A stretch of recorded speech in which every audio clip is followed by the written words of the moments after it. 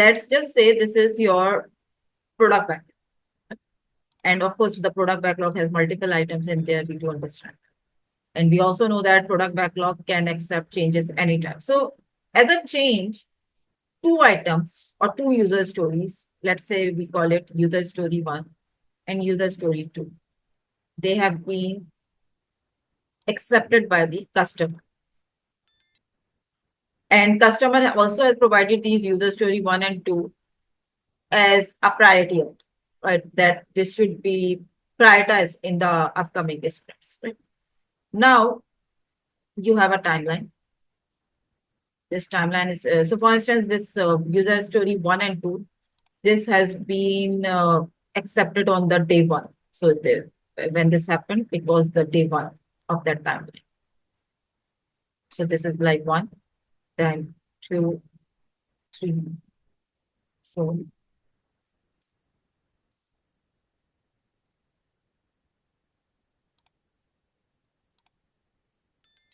And then 12.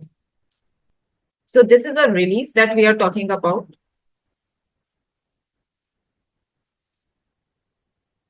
So although you have a whole backlog, but this release is actually going to be delivering these two user stories together. Let's just make it up because, of course, in the practical world, the releases are way more extensive. So the customer wants it at a priority, and customer wants these two stories together, right? Let's say these are not stories, these are features. Really stories, but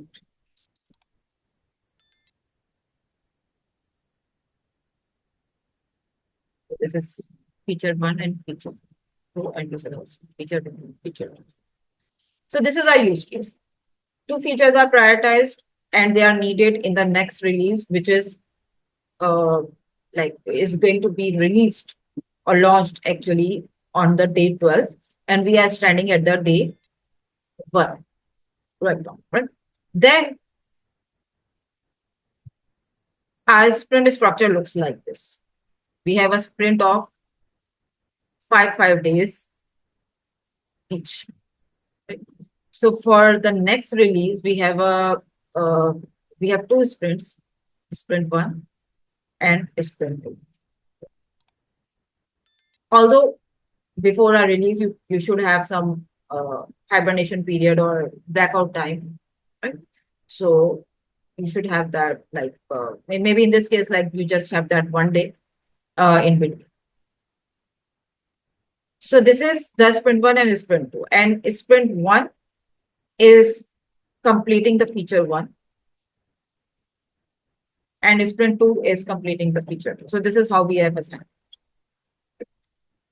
Now, please keep that in consideration that cycle time and lead time is usually with respect to work, with respect to the work items, the scope of work, or backlog items in case of HR, right?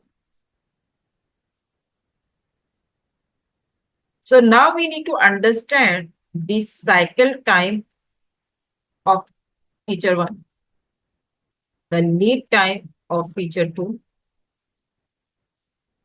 and the same thing for lead time of feature 1 as well, and cycle time of feature 2, and the lead time of feature 2 as well. Let me again repeat the scenario. Two features are prioritized, received and prioritized by the customer in the next two sprints, which are going to be delivered together in the form of a release. So release is so these two are these two sprints. So release is nothing but like sprint 1 plus sprint 2 together. So these two sprints are making a release. So whatever work we are doing in sprint 1 and sprint 2, that are going to be released together on the day 12. And each sprint is 5 day long, starting from 2 to 6, second day to the 6th day, and then the other one is 7th day to the 11th day. And we have, as a team, we have organized the work in this way that sprint 1 is going to do feature 1 first and sprint 2 is going to do feature 2, like in those 5 days. And both features on the day 12 are going to be released together to the customer. Now, for both work items, feature 1 and feature 2, we need to understand the cycle time and lead time.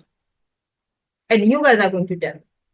So cycle time is the work taken by the team to complete that work, even if that work is not released. This is also a possibility that by the time the work is completed, the work is right away released.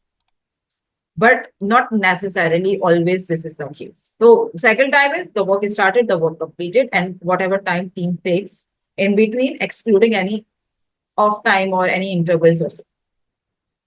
So if I just talk about the cycle time of F1 and cycle time of F2, what would that? Anyway, in days. 5. For both? No, each 5. Yes, that's correct. Cycle time of F1 and cycle time for F2 is 5 days. Why? Because the work for F1 is started on second day and it's completed on 6th day. Although the F1 is released on 11th day when the whole release is going to be delivered to the customer, but the cycle time is independent of when the work is being released. The cycle time is like that work, the time that we take for that work to start and complete, even if it is not released or delivered. And same is the case with sprint 2 as well. For the sprint 2, the work on feature 2 is starting on the 7th day, which is the first day of sprint 2, and it is completed on 11th day, which is the last day of sprint 2, or for that F2. So on the work on F2 is these 5 days. Although the work has been created on the first day, but we don't care about it. The work was actually started on 7th day on F2 and it was completed on 11th, even if it is not released and even if it was assigned a week prior, because cycle time is independent of that. So 5 days, 5 days each. Now lead time is the time that you take for a task or a work or a story between its creation time or its assignment time versus its delivery time is what lead time is. So from this use case, what is the lead time of F1 and F2?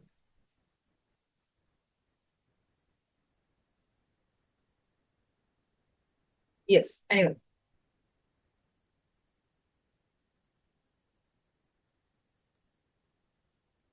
Yeah, delivery time, if I say for F1, is 6 days. Lead time. Lead time Sorry. is when. Yeah. Yeah. Okay. So if I look from perspective, the development team, like this is 6 days. Yeah, work completion. Yes. 12 Work days both. completion and work delivered as well.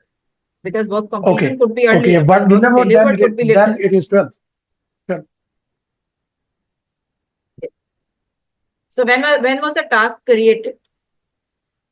The one. When was Then that F1 12 days for both requested? the thing. 12 days, exactly. Very good, Mega. It's 12 days.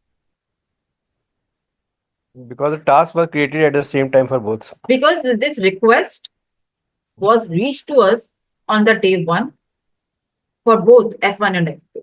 And the request, the delivery of F1 and F2 is being done on the day 12. No matter how F1 and F2 has been started and completed in between this time, both F1 and F2 were requested on the same day and they are being delivered the same day as well. So 12 days for both F1 and F2. If this had been this way, that F1 and F2 was requested on day 1, but F1 after the completion during sprint 1. After the completion, it's right away delivered over here. Then what would have been the lead time for F1? 6 days. 6 days in that case. And if I just keep the delivery time of F2 is still 12, then what would have been the lead time of F2? Like F2 was assigned day 1, but it was delivered day 12. 12 days. In that case, it would be 12 days. But if the use case was that the F2 was created on day 6 or day 7, if this request was received on the day 6 during the sprint review meeting, and we just got that updated in the product backlog, in that case, it would have been, 7 days. I mean, there could be multiple use cases that you can create with this. But with my use case, both are 12 days, both are 5 days for cycle time and 12 days for lead time.